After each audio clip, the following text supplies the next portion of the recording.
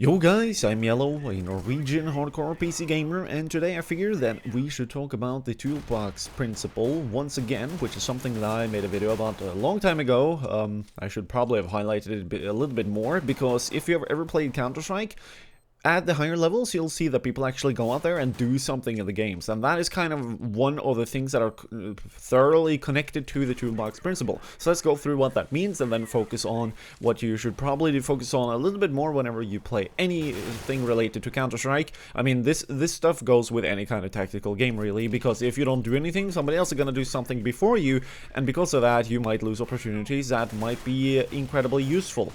So first off then, it works almost like a fucking Pokemon, but it's you instead, and instead of being limited to like 4 moves, you can have an infinite amount of them. So take for example a very nifty rush, and for example a good spawn that would allow you to push the middle main center of A right here on the train map that you're looking at right now. If you don't utilize that spawn properly, utilize good movement, and actually seize the day of that opportunity, you might miss out on a very fucking easy op shot across middle to the C connector or you know, against the CT side, in which that is a terrible opportunity because you now wasted that single chance. So learning those kinds of moves within Counter-Strike, that is very valuable because of such things. Another thing, for example, would be to rush any places on the map, but because of timings, you've learned approximately when an opponent will come, so you could lurk right ahead. You'll see me do this a lot of times as well. Doesn't always work, but then again, that is relying upon playing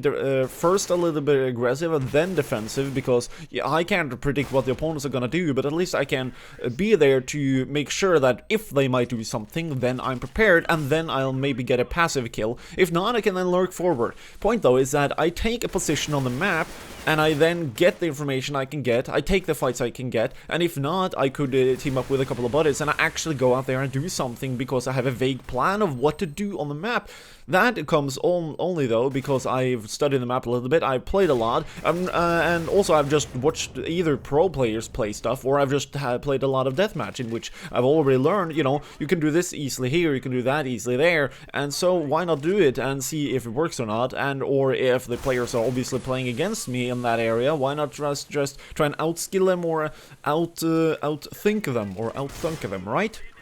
Now, this entire concept, a lot of people are forgetting, and it goes all the way up to fucking Supreme Master First Class rank, which I find to be very annoying, because I would expect more of such players, but sadly they just don't do such things. A good example would be them just baiting you. They are so fucking passive, it hurts my bones, alright? It's so annoying. Like, they're just standing there, and they're expecting the opponents to come to them, and you can physically see on their fucking characters, controlled by both their hands, that they don't want to peek, or that they just want the opponent to come to them, and they're literally prepared to stand there and wait for fucking 2 minutes, or 1 minute 45 seconds, doesn't really matter, for the opponent to come to them, rather than them actually going out there and maybe using their skills and just not caring too much about dying in this game, which is another thing. I guess it's connected towards people being wussy in this kind of avenue, or maybe there's something else, like maybe they don't even know how to pre-aim that angle, so I guess it all comes down to skill in that avenue,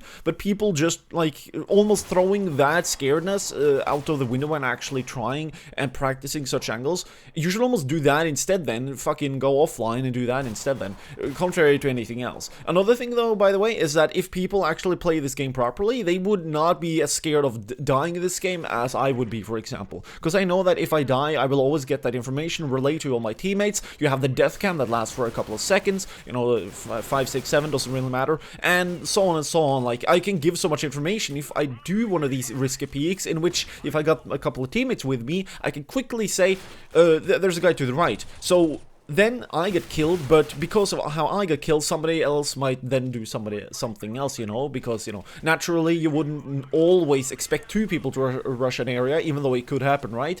Which means that I've now staged a very effective return kill, which means that we have been effectively traded, giving us maybe a potentially better advantage on a map. Like, these things, they go down automatically in my fucking head, but a lot of people, they just stand there with their entire arm up their ass, and they are just not doing anything. So go go out there and actually do something, and just stop caring too much about how you die in the game. Especially if you know how to call, or if you're practicing on such things, you'll be able to get way better at that until the death cam ends. So, you know, that all of this stuff, by the way, it's there because you can do it, and the matter of fact that you can do these kind of things on different maps, times, and places is all connected to something I like to just call the fucking Toolbox Principle, which doesn't really make any sense. I mean, it's not really a principle, but yeah, you get the point. It's just a fucking nickname, okay? But yeah, in the end of the day, the theme of this video is that people need to actually not be that scared about playing Counter-Strike, because it's a game after all. It's not as if you, when you get killed, you die infinitely, right?